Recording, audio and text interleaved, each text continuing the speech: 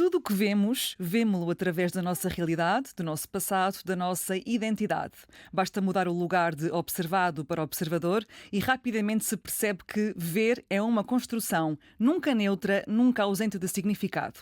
Vamos mudando de lados e de vontades ao longo da vida e a nossa convidada de hoje é a prova disso. Primeiro, quis estar do lado de quem observa e pergunta, que é como quem diz do lado dos jornalistas, mas rapidamente passou para o grupo de quem responde, faz, de quem se responsabiliza perante o olhar de todos. Na vida, em todos os pontos de vista, diz que tenta implantar a liberdade e a justiça passadas pela família, mantém o gosto pelo direito e pelas contas, deixou explodir a paixão pela política que rebentou no secundário e que se cimentou quando se juntou à juventude do PSD.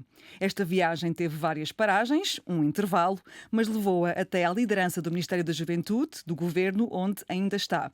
Foi a mais nova deputada na legislatura em que se estreou, foi a primeira mulher líder da Juventude Social-Democrata, é a mais jovem de sempre no cargo de ministra. Margarida Balseiro Lopes, bem-vinda. Olá. À dona da casa.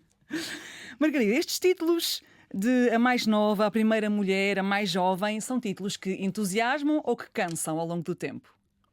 Eu quero que eles fiquem ultrapassados na medida em que, a seguir a mim, venham pessoas mais novas e mais mulheres a assumir estes cargos, estas lideranças.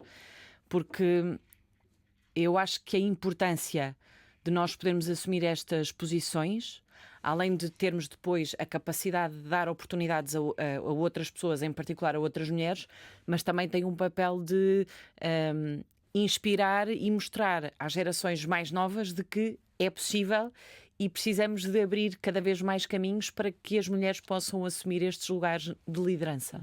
Mas há a tentação de, por vezes, o encanto de uma pessoa ficar demasiado focado nestas questões da idade e de ser mulher, como aconteceu no cargo de ministra, no cargo de líder da JSD.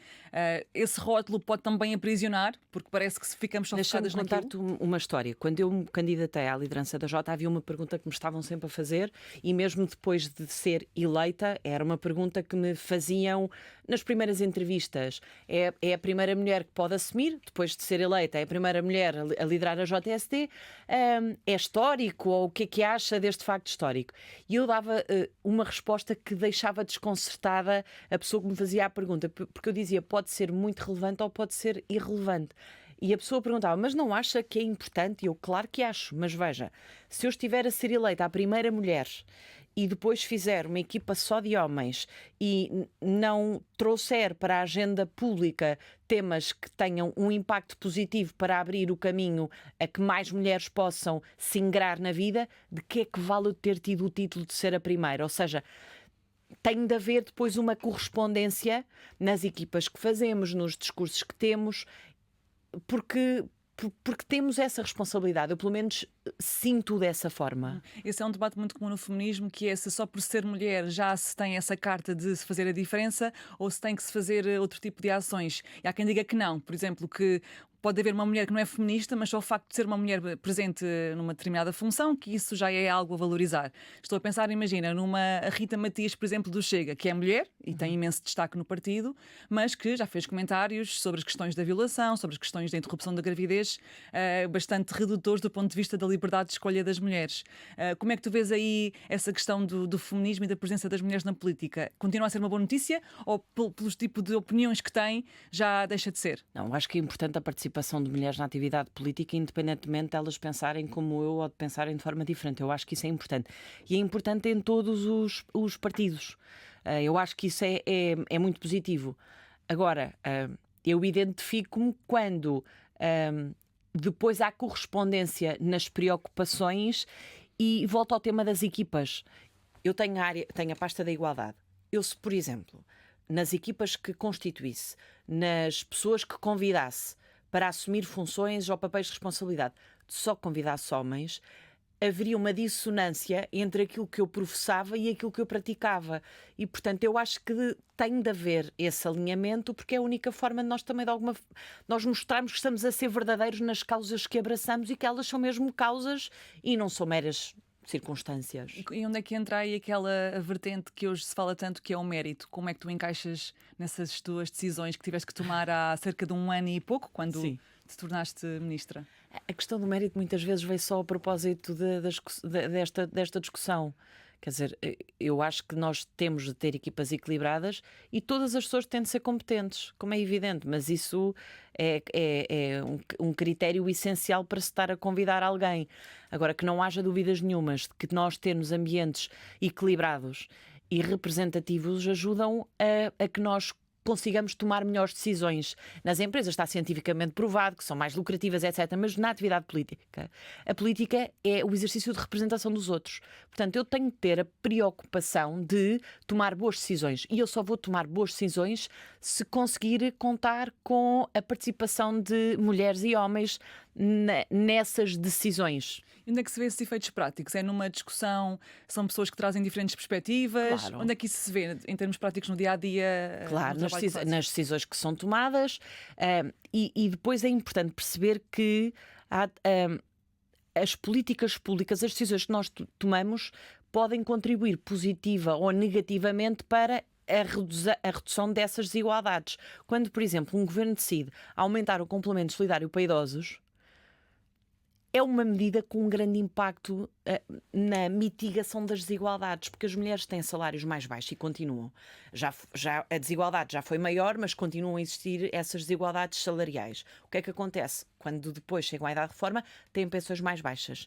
Isso significa que quando nós aumentamos o valor do complemento solidário para idosos ou alargamos, retirando critérios, alargamos o âmbito deste apoio, nós estamos a impactar quase 70% de mulheres. Ou seja, dentro do bolo, desde o ano passado, de mais de 175 mil de beneficiários do complemento solidário para idosos, nós estamos a impactar neste bolo, quase 70% são mulheres. É uma forma de nós tornarmos as coisas um bocadinho mais equilibradas, porque elas de facto continuam desequilibradas. É a chamada perspectiva de género que tentas integrar nas tuas decisões. Claro. Como é que então tu começas, no caso, a libertar destas menções da primeira mulher, da mais jovem, para começares a deixar de ser, porque vai chegar uma altura em que tu vais deixar de ser a mais jovem, não é? Como é que começas a libertar disso para que seja visto o teu mérito e a tua competência e não só essa primeira abordagem? É trabalhar. Ou seja, é tomar boas decisões e é apresentar resultados pelas decisões que tomo. É a única forma.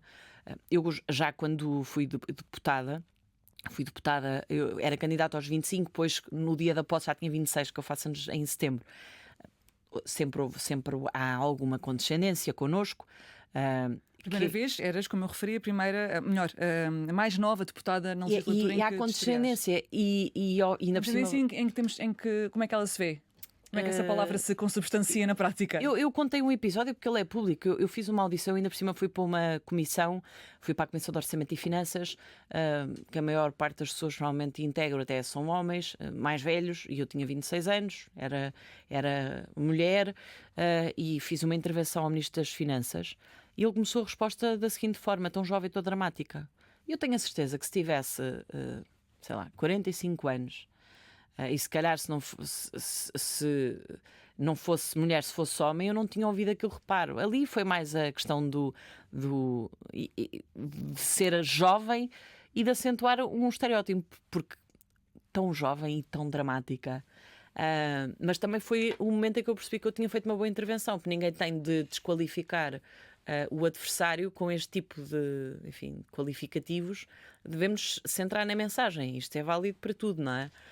Mas isso acontece, como é evidente. E em que outros momentos destes 5 anos que estiveste, 7 anos quase que estiveste enquanto deputada, é que tu te lembras de sentir ainda esse peso da juventude como sendo aquilo que te atribuíam? Não, eu acabei por ter responsabilidades em comissões. Tive numa comissão de inquérito, no caso à Caixa Geral de Depósitos, exatamente, na Comissão de Transparência. A minha comissão principal era a Comissão de Orçamento e Finanças e, portanto, o caminho nós vamos depois construindo. Portanto, mas se calhar eram escusados alguns comentários iniciais. Por exemplo, o que é que estás a pensar agora? Além desse que já contaste? Não, eu já como ministra, eu uma vez eu visito muitas instituições, faz parte do meu trabalho, estar no terreno, e dirigi-me a uma das pessoas que me recebe olhou para mim e diz-me: é demasiado nova para ser ministra. Ou seja, não era sequer uma questão, era mesmo uma afirmação de... Foi de uma honestidade desconcertante, porque aquilo era aquilo que a pessoa estava a pensar naquele momento. Como é Normalmente que respondeste? A idade não é critério de competência. Há pessoas mais velhas, menos competentes, e pessoas mais novas competentes. Mas conseguiste ter uma resposta pronta para esse tipo de situações? Nunca me tinha acontecido, portanto eu queria a resposta naquele momento. Mas isso reflete se calhar aquilo que vai na cabeça de muitas pessoas, não é? Margarida, a tua área, estou a tratar-te por tu porque nós já nos conhecemos e temos uma idade muito semelhante. A tua área, de facto, a área fiscal, mesmo tu depois saíste do Parlamento durante um tempo e trabalhaste em direito fiscal numa consultora, mesmo dentro do direito, sempre foi a tua área, do ponto de vista técnico, aquela em que te especializaste. Enquanto deputada, estiveste nas comissões de Orçamento e Finanças, como disseste, e tiveste em mãos dossiês como a regulamentação do lobbying, portanto, tu és uma expert em fiscalidade. Mas depois, quando és convidada para o governo, vais para o Ministério da Juventude. Temas como a economia e as finanças continuam a ser vistos como áreas dos grandes, dos adultos grandes que têm mais responsabilidade e por isso tu, como és jovem, tens que ir automaticamente para a juventude, não podes ir para uma área mais séria. Não, na realidade a juventude é transversal. Eu na juventude, em várias decisões que tive de tomar, eu tive de trabalhar componentes de fiscalidade. Basta lembrar que uma das primeiras decisões que tomámos foi a isenção de IMT, de Imposto Municipal, para quem compra casa. E, portanto, é fiscalidade, como alterações que fizemos no Porta 65, que é habitação. Portanto, as três áreas que eu tenho... Mas é uma pequena parte daquilo que... Mas essa é a parte desafiante. E eu desafio, não sei se já assististe a alguma das minhas audições, perguntam-me de tudo. Porque tanto a juventude como a igualdade, como a modernização são áreas transversais. Nós podemos ir à parte, por exemplo, da igualdade. O tema que eu mais tenho trabalhado é, obviamente, a violência doméstica, que eu assumi que é a minha prioridade na igualdade. Eu tenho estado permanentemente a trabalhar com a Justiça e com a Administração Interna. Nós fizemos finalmente a revisão da ficha de avaliação de risco para aferir o grau de risco das vítimas. Isto é um trabalho de estreita articulação com o MAI e com a Justiça. É um trabalho, ou seja, é muito desafiante, porque a modernização, não é? Nós, neste momento, estamos a criar uma Agenda Nacional de Inteligência Artificial que vai ser aplicada a todas as áreas governativas.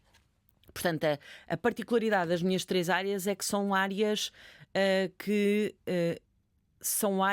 que impactam em todas as áreas governativas. Mas mesmo aqui a juventude nunca te abandona, porque mesmo na altura de seres ministra és da juventude. Sim. Percebes o meu ponto? Ou seja, e a tua área de expertise, digamos assim, é outra, não é juventude. Também é juventude, mas é, do ponto de vista técnico, tu és da área fiscal. Sim, mas a juventude não é uma área, a juventude é tudo. E esta foi a diferença neste governo. É porque antes a juventude tinha uma Secretaria de Estado e era essencialmente para tratar de matérias relacionadas com o associativismo juvenil, etc. Ao elevar a juventude a Ministério, foi assumir, não, é Ministério porque aqui discutem-se e decidem-se políticas públicas e que são transversais. Isto obriga a que, nos Conselhos de Ministros, um dos meus papéis é, de alguma forma, aferir se as decisões que estão a ser tomadas diariamente em todas as áreas governativas se acautelam os interesses das novas gerações. E, portanto, eu acho que esta foi uma forma também de mostrar que a juventude é mesmo uma prioridade. Tu antes de seres convidada, sempre foi um objetivo teu ser ministra? Gostarias de ser ministra? Não. Mas pensaste nisso? Algumas vezes? Não, nem imaginei, nem pensei que ia ser deputada. As coisas aconteceram e ainda bem, porque fui muito feliz no exercício de funções como deputada e sou muito feliz no exercício de funções como ministra. Tu saíste durante 1 ano e meio, mais ou Saí menos. de 22 a 24. Sim, e depois, entretanto, és convidada para fazer parte do governo por parte do Luís Montenegro. Mas quando recebes esse convite, foi logo para a juventude, foi para fazeres parte do governo, porque és muito próxima de Luís Montenegro, já eras antes, e antes de Luís Montenegro, a tua figura de referência sempre foi Pedro Passos Coelho. Aliás, apoiaste Luís Montenegro na altura na eleição entre Rui Rio e Luís Montenegro, depois ganhou Rui Rio. Portanto, à partida serias uma pessoa da sua confiança e, caso formasse governo, serias uma das opções. Mas isso foi conversado de que forma? Conta-nos um bocadinho desses bastidores que as pessoas gostam sempre de O que eu posso contar? conhecer. Que não tinhas contado alguma coisa nova, dá-nos alguma coisa nova. Não, ou seja, nós fazemos as campanhas eleitorais e a nossa preocupação é ganhar as eleições e podermos assumir a liderança do governo para transformar o país.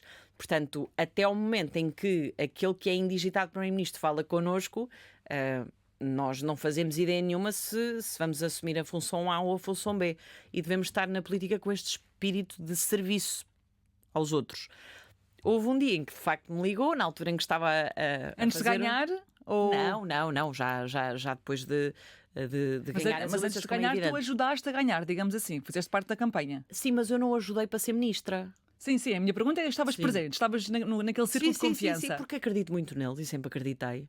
Sim. E fico muito feliz de ver que o país hoje pode conhecer as qualidades políticas e humanas que eu lhe reconheço há muitos anos. E isso para mim era suficiente para eu o apoiar, porque é importante para o país poder contar com o seu talento ao serviço das pessoas. E, portanto, Depois ganha, entretanto, passaram uns depois, dias. exatamente, e depois faz-me o convite para ser ministra e eu obviamente que aceitei. E na altura, o que é que imaginaste que ia ser? Como é que... Porque nunca tinhas sido ministra. Isso não. vale para quem tem 35 anos, ou na altura tinhas 31, E 34, exatamente. Isso vale para qualquer pessoa que nunca tenha assumido essa função. E, portanto, informaste com alguém sobre como é que seria até o trabalho diário, sobre como escolher as pessoas, como fazer. Depois de aceitar o convite, depois deu-se a posse, aquilo que eu tentei perceber foi, porque depois de facto é uma aprendizagem diária, em tempo real, tentar perceber como é que eu devia constituir o meu gabinete, ou seja, que perfis é que eu precisava. Dossiês é que tens? Os dossiês, como é evidente, mas a questão dos perfis também é importante, ou seja, eu tenho que ter uma pessoa mais para a área financeira, uma pessoa mais para a parte de fundos, uma pessoa mais para a área jurídica, mas para acompanhar mais a modernização, outra para acompanhar mais os temas relacionados com a violência, ou seja, ter uma boa equipa é essencial. E depois é estudar os temas e isso depois reflete-se no à vontade com que depois, ao fim de algum tempo, enfim... Os critérios para escolher as pessoas, além desse critério da representatividade que já mencionaste, que outros critérios é que tiveste em conta para tomar essas decisões de quem é que ias convidar? Pedir referências a pessoas que conhecia e em quem confiava. Mas o meu critério foi mesmo na competência. Há algumas pessoas do meu gabinete que já tinham trabalhado em governos anteriores de outra cor política. O critério tem de ser o da competência e, obviamente, havendo confiança pessoal, que isso é critério essencial. Mas é uma equipa jovem, mas estou de facto muito satisfeita por fazer esta viagem com eles. O jovem até aos 35 anos? Ou é o jovem oficial critério da ONU ou o jovem até aos 40 anos? Porque hoje em dia o jovem critério jovem é Até podemos muito... meter até aos 30. Exatamente. Olha, Ministra da Juventude, continuas a ser, apesar de estarmos neste momento num governo de gestão. Nós estamos a gravar isto segunda-feira, dia pós-eleições, em que se assistiu a factos históricos. Nunca a direita foi tão forte em Portugal. Neste momento o Chega e o PS têm o mesmo número de deputados, que são 58, porque o PS perdeu 20 e o Chega ganhou 8. Neste momento, enfim, o Chega é uma força muito forte no Parlamento. Pergunto-te, como é que um partido como o PSD olha para este crescimento sem travões de um partido como o Chega e o que é que tem de fazer para travar este crescimento, considerando que pode ser uma ameaça a esta matriz humanista que o próprio PSD também diz ter? Tem de governar bem.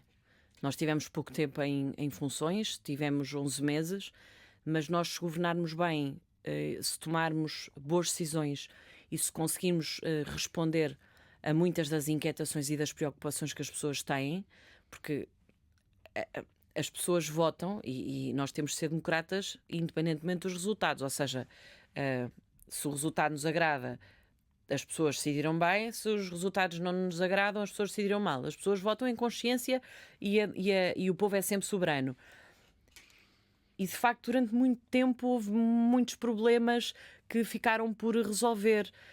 havia temas que não podiam ser abordados porque automaticamente levávamos com rótulos.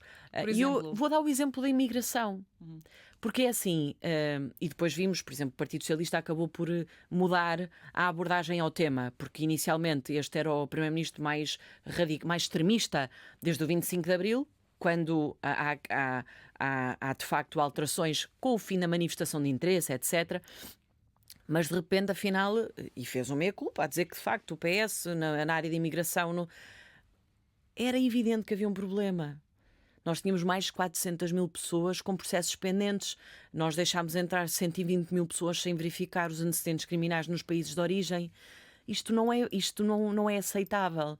E, portanto, nós dizermos que há regras e que as regras têm de ser cumpridas não é sermos xenófobos nem racistas. Mas durante algum tempo, falar destes temas, acontecia isto. E as pessoas, de alguma forma, têm manifestado que há uma dissonância entre aquela que é a bolha mediática e aquilo que é a vida concreta e real das pessoas. Porque depois, nós, se a dada altura há uma entrada tão intensa de pessoas no nosso país, isso tem impactos, como é evidente. Nós temos mais pessoas a viver em Portugal. Portanto, tem impacto nos serviços públicos, nos cuidados de saúde, na habitação. E temos de ter essa noção. Esse tema foi abandonado também pelo PSD durante os últimos anos? Eu não quero estar muito a falar para trás. Aquilo que eu posso dizer é que no último ano este foi um tema que para o governo da AD, porque a tua pergunta era PSD, mas temos também obviamente o CDS, que foi um tema prioritário, porque precisávamos, e estamos a finalizar o processo de regularização destas pessoas que estavam à espera anos de uma resposta do Estado português. E depois há uma segunda dimensão que eu acho que é importante também dizer. Nós só somos humanistas se nós nos preocuparmos com o que é que acontece com as pessoas quando chegam a Portugal. Porque o dizermos que temos as portas completamente escancaradas, como o Primeiro-Ministro tem dito, e não queremos saber se estas pessoas estão a viver em situações de dignidade, se têm casa, se não têm casa para viver. Ou seja, não faz sentido nenhum. Nós temos de saber quem entra e temos de garantir que as pessoas estão a viver em situações de dignidade. E, portanto, é integrar com o humanismo. Este crescimento do Chega é uma ameaça também para o PSD, porque o PSD não teve a maioria absoluta. Isto está a obrigar já o PSD, a AD, a fazer uma reflexão interna sobre as razões para estas 1.300.000 pessoas terem votado no Chega, porque também é uma ameaça para a AD, certo? Podemos concordar que A AD subiu a votação, não é? ficou com mais 6 deputados. Ainda não sabemos o número de deputados, não é? Agora, faltam 4 da imigração, mas... Pronto, tínhamos 80, agora estamos com 89, portanto 9, ainda faltam os da imigração, portanto nós crescemos em número de votos e em número de mandatos. Mas não consegue governar sozinha. Vamos ver como é que se comportam os outros partidos, naturalmente, com representação parlamentar. Mas tendo em conta esta matriz humanista, etc., que eu referi, que tu referiste também, este crescimento Chega também é uma preocupação para a AD ou para o PSD, no caso? Eu acho que vermos um partido fundador da democracia, como é o caso do Partido Socialista, com o resultado que teve, eu acho que é de facto um motivo de... Bem, em primeiro lugar, de alguma perplexidade, não é? Eu diria que e o Partido Socialista certamente vai fazer essa reflexão, tentar perceber o que é que se passou. Mas e para o PSD? E para a AD? Agora a nossa preocupação é governar, é tomar boas decisões. É resolver os problemas que temos na saúde, como estávamos a procurar fazer, na educação, na imigração, como eu há pouco dizia, resolver também problemas na segurança. Olha, outro tema que, falando de questões relacionadas com a segurança, estávamos imediatamente a ser extremistas e radicais. Não. No meu distrito, em Leiria, a criminalidade violenta e grave aumentou quase 30% o ano passado. E sabes as razões dessa... Há vários crimes, nomeadamente assaltos, roubos. A violência doméstica, Leiria foi o quinto distrito do país onde ela mais subiu. Mas sabe se há relação entre esse aumento e a imigração, por exemplo? Eu não estabeleci eu não fiz essa afirmação. Okay. É a segurança isolada. Eu estou a falar de segurança. Sim. Eu não falei de imigração a propósito deste tema. Sim. Agora, que de facto temos tido problemas e que temos de resolver, continuamos a ser, obviamente, um país muito seguro. O tema não é esse. Agora, se temos mais problemas nesta área nós temos de os resolver. E isso implica, obviamente, a valorização das forças de segurança, implica, obviamente, apostar também nas cidades em sistemas de videovigilância, porque é assim, voltando ao tema da igualdade, quem é que depois tem mais reservas ou preocupações a sair, por exemplo, andar na rua? São as mulheres. Aumentaram o número de violações o ano passado, que é outra área onde nós temos claramente de intervir. Porque, e uma das coisas que está no programa da ADI, que para mim é essencial, é criar, obviamente temos de prevenir, combater, mas depois também temos de ser mais eficazes na forma como apoiamos as vítimas deste tipo de crimes. E desobrigá-las de terem de ir bater a vários balcões para terem, num momento, provavelmente num dos momentos mais difícil das suas vidas, de criar, neste caso, um centro de crise de resposta a vítimas de violência sexual, para que num único sítio possam ter apoio ao nível da saúde, ao nível de exames que tenham de fazer, participação às autoridades, apoio jurídico, apoio psicológico. E de acordo com a tua análise, o que é que separa este discurso que tu consideras que está desfasado da realidade das pessoas e a realidade concreta das pessoas? O que é que falhou aqui para essa falta de entendimento sobre aquilo que dizes que é aquilo que as pessoas sentem, que depois não está espelhado na abordagem de certos partidos, que acredito que não te refiras só ao PS, mas também a outros da esquerda? É o quê? É uma abordagem demasiado intelectual às questões? Isto é um argumento que foi usado por vários comentadores e por isso estou a tentar lançar para ver se é por aí. Mas o que é que, enquanto observadora também, o que é que tu vês que achas que falhou e que levou também a estes resultados? Claro, há uma dissonância, ou seja, quem se confronta diariamente, quem se depara diariamente com os resultados do crescimento brutal da imigração nos últimos anos. E porque é um facto, cresceu. Nós tivemos, em muito pouco tempo, um aumento brutal do número de cidadãos estrangeiros a vir para Portugal. Isto é uma evidência. E isso coloca desafios que antes não tínhamos. Se tu numa sala, em 25 meninos, tens, por exemplo, 12 meninos e meninas estrangeiros que não falam português, isto é um desafio. Desde logo para o professor ou para a professora, e para os outros meninos e para as outras meninas desta turma, portanto, negar que há consequências, que há impacto, desafios, exatamente, é negar a realidade. E, portanto, muitas vezes os partidos mais à esquerda tiveram de facto um discurso e quem estava lá em casa certamente achava insólito que se negasse uma evidência. Um discurso de desvalorização de quê? Sim, de desvalorização, precisamente. É normal nós deixarmos entrar 120 mil pessoas sem verificarmos os antecedentes criminais. É normal. Não é, claro que não é normal. Entretanto, isso foi resolvido e está a ser feita essa verificação. Mas e a que é que atribuis isso? É uma falta de interesse? É um viver numa outra realidade? A que é que atribuis isso? Pois, se calhar é viver às vezes numa outra realidade. Mas contactar com as pessoas, estar na rua, e não é só nas principais ruas de Lisboa. Eu acho que pode ajudar a ganhar mais noção daquilo que é o país.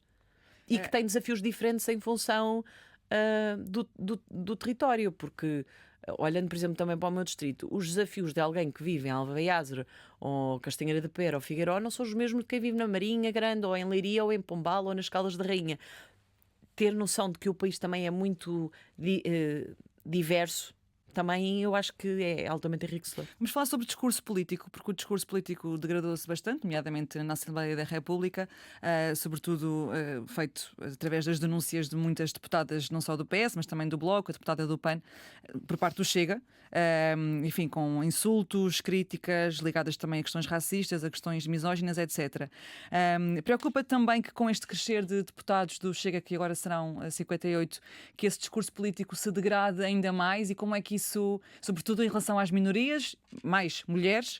Mas as mulheres não são minorias. Minorias do ponto de vista dos seus estereótipos que ainda continuam a ser ligados eu reajo sempre quando alguém fala minorias e diz mulheres. Não, as mulheres não são minoria, quando muito são maioria. Exato, são maioria em termos de população. em termos numéricos, mas depois em termos do seu reconhecimento Sim, social, sim, sim, enfim. Preocupa-te esta degradação do discurso político que agora, aumentando o número de deputados, lá está, também se pode tornar mais presente, porque a massa é maior. Claro que me preocupa. E o papel que hoje em dia as redes sociais têm também não ajuda. Porque o tipo de discurso utilizado muitas vezes nas redes é especialmente nefasto para as mulheres. E isso depois tem consequências, porque no limite isso pode ser um fator de dissuasão a que as mulheres possam aproximar ou manter-se na atividade política porque não querem ser confrontadas com essa agressividade, muitas vezes com essa maldade que muitas vezes tu vês nas caixas de comentários. E, portanto, isso a mim preocupa-me, porque nós muitas vezes temos a percepção de que o caminho é sempre em diante, e isso não é verdade. Progressivo e constante. Nós podemos dar, de facto, tropeções, e nós todos os anos acharmos que para o ano já vamos ter mais mulheres a participar. Pode, de facto, não acontecer. E temos visto isso noutras dimensões da sociedade. Nós há pouco estávamos a falar do mercado de trabalho. Uma das matérias que a mim mais me preocupa tem a ver no mercado de trabalho com a participação das mulheres na área do digital. Porque é onde estão a ser criadas oportunidades. Nos seus dossiês, que é a modernização. Ainda por cima juntar as três áreas, porque tem a ver com a parte da modernização, tem a ver com a juventude e tem a ver com a igualdade.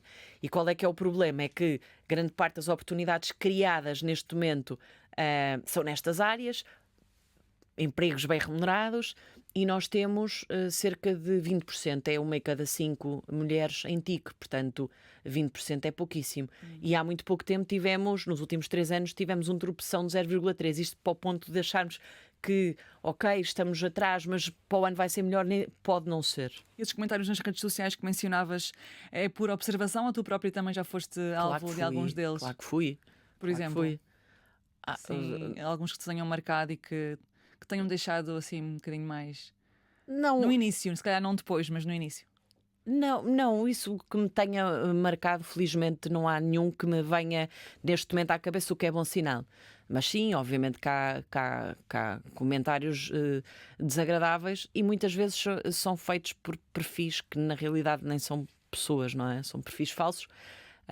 Mas é de facto uma nova realidade com que a política está confrontada. E é vídeos teus a explicar questões do governo, por exemplo? É a atacar o quê? A tua competência, a imagem? A imagem, tudo? Não, a competência, não, é de facto muitas vezes questões relacionadas com a imagem e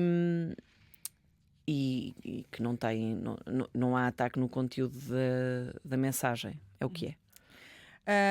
Margarida, agora, desde ontem, que se falou que no Parlamento agora há uma maioria de direita e que, portanto, uma das possibilidades com esta maioria de direita é fazer uma revisão constitucional, se for essa a vontade.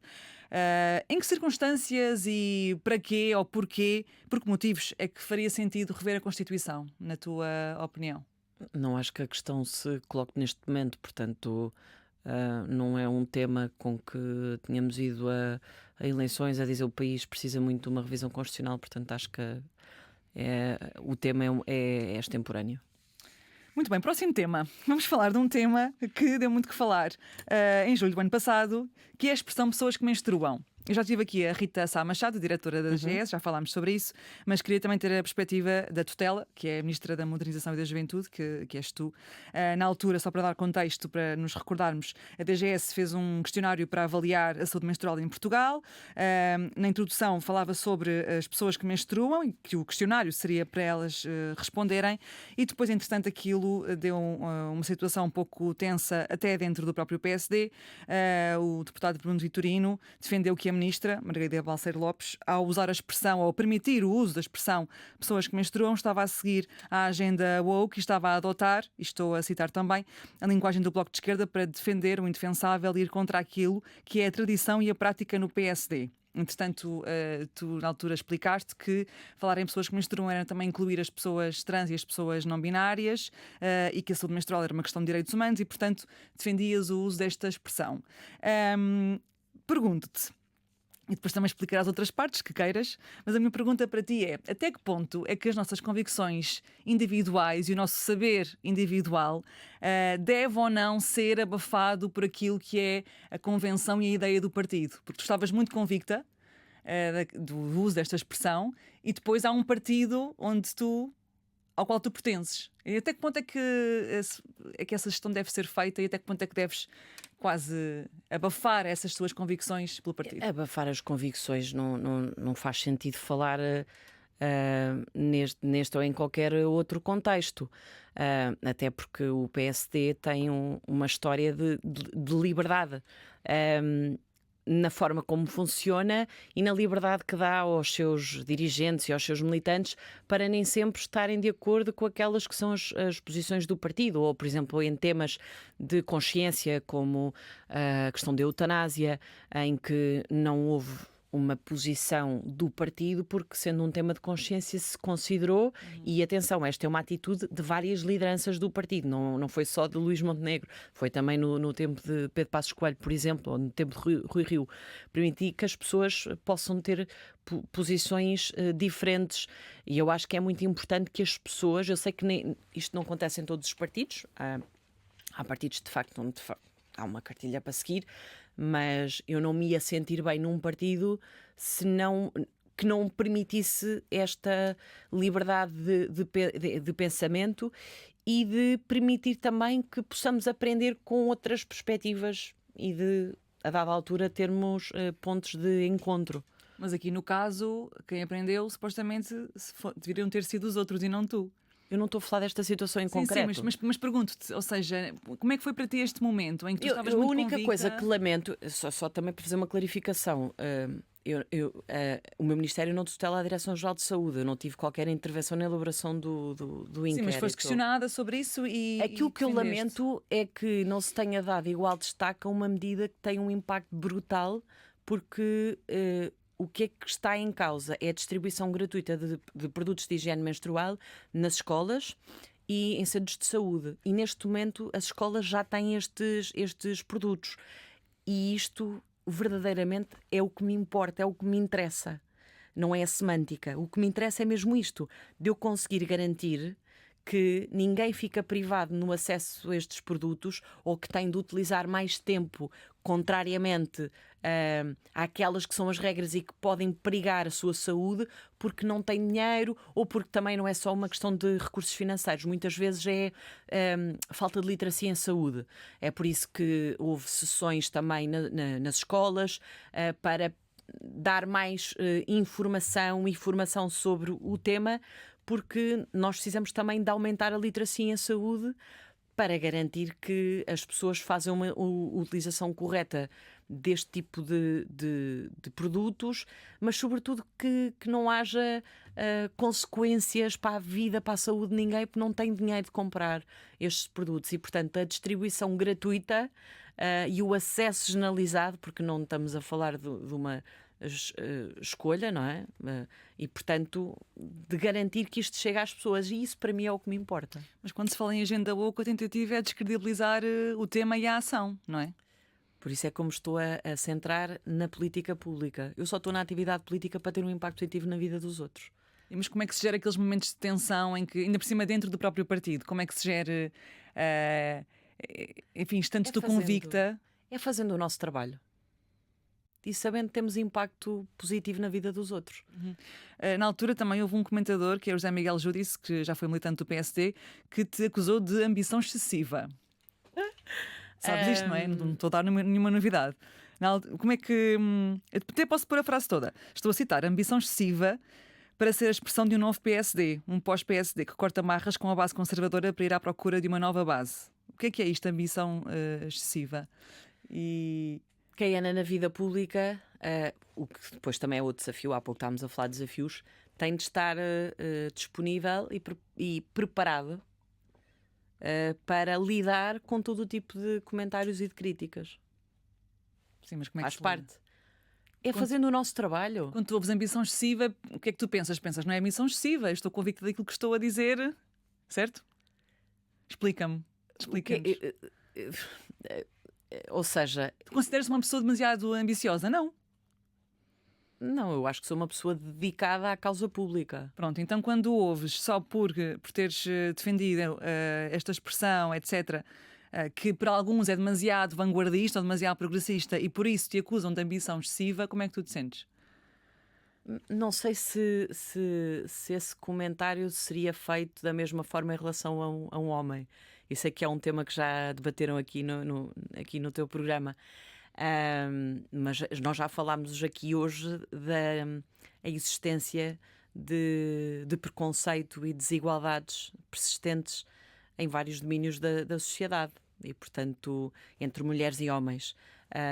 E, portanto, às vezes a bitola, quando há pouco me estavas a falar, até quando eu estava no Parlamento, situações em que eu me apercebi de comentários ou de condescendentes, eu dei aquele exemplo, há uma outra dimensão da atividade política.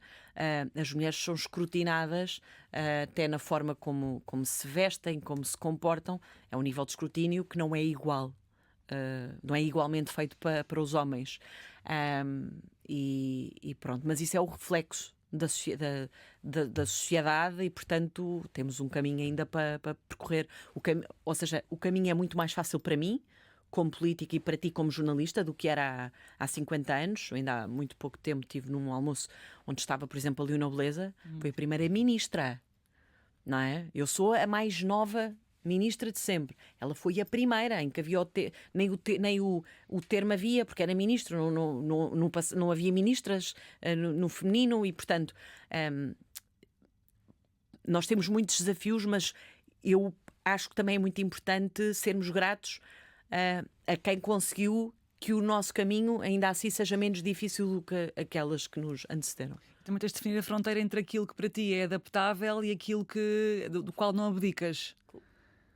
Em que sentido?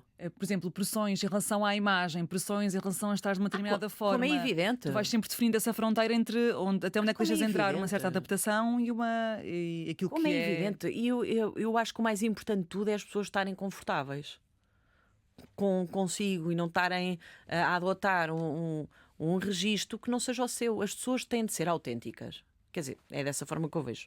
E para serem autênticas têm aquilo que mostram exatamente aquilo que são. E essas diferenças, por exemplo, em relação à imagem que mencionavas, homens e mulheres, como é que isso se vê? Nós sabemos como é que isso se vê na sociedade, como é que isso se vê na política, como é que isso se sente? É um comentário? São comentários, claro. Das pessoas também da política? Sim, e da sociedade. Já ouviste vários. Eu já, mas eu quero ouvir os teus, os que não, se dirigem a ti. É o que é, mas atenção, isto também não acontece só na política, isto também acontece no mundo empresarial. Não é? Como é que foi este ano em que estiveste numa consultora de direito fiscal? Estiveste com vontade... Eu já tinha estado, eu tive 3 anos em fiscal, entre 2012 e 2015, e depois nem sequer fui para fiscal entre 2022 e 2025. É bom porque a política não é profissão. Não é? E eu, além disso, eu na altura iniciei também o doutoramento e, portanto, em gestão? Não, o doutoramento em fiscalidade também. Okay. Em direito, no caso. Gestão foi uma pós-graduação ou foi mestrado? Foi o mestrado, direito e gestão. Uhum. Para nós conseguirmos estar sempre bem e poder concordar e discordar, nós precisamos ter a liberdade para o fazer. E só é verdadeiramente livre quem tem opções. Portanto, o ter atividade profissional autónoma da atividade política é a minha carta de alforria para ser sempre eu e não ter de me adaptar porque preciso disto, preciso de me segurar. Não preciso me segurar. Eu estou aqui enquanto me senti bem. Quando não me senti bem, vou-me embora. Mas essa é a postura de muitas pessoas na política, de se agarrarem ali à tentativa de ficar claro. Claro, porque... Há uma instrumentalização também da política. Mas é por isso é que as pessoas, para serem livres, têm de facto de ter atividade profissional própria, autónoma, têm de ter os seus cursos feitos, a sua carreira profissional tem de existir para que exista sempre essa opção. É porque eu também acho que o período de estar na política e depois sair também de alguma forma é o nosso balão de oxigênio, não é? Porque se nós estivermos sempre na atividade política, nós estamos sempre com as mesmas experiências. Nós precisamos ter mundo, portanto, nós precisamos de ter contacto com outras realidades. E eu acho que ter essa experiência no setor privado é altamente enriquecedor também para futuras missões na atividade pública. Mas quando estavas lá, estavas a pensar que um dia gostarias de voltar? Ou quando estás presente ali, estás 100% ali e não pensas sequer no futuro? É difícil não pensar, porque eu sou profundamente política. O que isso E quer antes dizer? de. O meu pai foi jornalista durante muitos anos. E tu quiseste ser também, por isso é que eu fiz aquele texto do início. E, portanto, o contacto com a realidade, a necessidade de estar permanentemente atualizadas, notícias, de saber o que é que está a acontecer, isto desde pequenina que me acompanha, e se calhar aqui um bocadinho, não é só pelo ambiente social, se calhar hereditário, veio mesmo do meu pai. Portanto, isso obviamente que, mesmo quando eu estava no setor privado, eu tenho o bichinho da política e isso vai-me acompanhar sempre, independentemente de eu estar no setor privado ou, não, ou na atividade política. Qual é que é a melhor parte e a pior parte da política? A melhor parte é nós conseguirmos mudar a vida dos outros. Essa é a melhor parte. A parte Ou seja, pior. a política pública, não é? Fazer Política ter poder pública. para decidir e ter poder para mudar alguma coisa. Claro. Eu saber que tomei uma decisão que tornou menos má a vida de vítimas de violência doméstica e dos seus filhos, tornou melhor, vamos colocar assim, que acelerou o processo de reconstrução das suas vidas, isso compensa qualquer dia mau que eu possa ter. E a pior? A pior é quando há decisões e no Parlamento às vezes isso acontece, que nós nos apercebemos que não foi o interesse público que teve subjacente a uma determinada votação e que houve uma decisão que se calhar era importante e que acabou por não acontecer, e eu acho que é isso. Há sempre aqui esta questão entre a esquerda e a direita, continuam a ser os dois pilares da política, se a definirmos assim. O que é que te fez perceber que eras de direita ou de centro-direita, no caso? Como é que chegaste a essa conclusão? Eu acho que essa pergunta pode ter logo um problema de raiz. Porque ainda há pouco, quando falavas do tema da revisão constitucional e dizias que o país tinha virado à direita, nós temos muitos conselhos deste país que sempre votaram no PCP ou no PS e que agora votaram Chega. Pessoas que sempre foram de esquerda passaram a ser de direita. Ou seja, é importante ter... Eu acho isso, sem qualquer tipo de arrogância, olhar para os resultados eleitorais e perceber que, se calhar, aquilo que para nós é muito evidente de esquerda e direita, para nós, enfim, quem está na atividade política, jornalistas, se olharmos, por exemplo, para os resultados destas eleições ou já das anteriores, as pessoas não mudaram ideologicamente, não acredito. Em tão pouco tempo não havia X pessoas que eram de esquerda e agora são de direita. As pessoas, se calhar, não veem a política dessa forma e estão hoje mais preocupadas em perceber se tem um médico de família, se o seu filho ou a sua filha tem professor na escola, ou se estão durante meses sem professor a uma disciplina que até tem exame nesse ano. Ou seja, as pessoas estão mais preocupadas, na minha opinião, com a resolução dos problemas que existem na sua vida do que propriamente com discussões esotéricas para elas.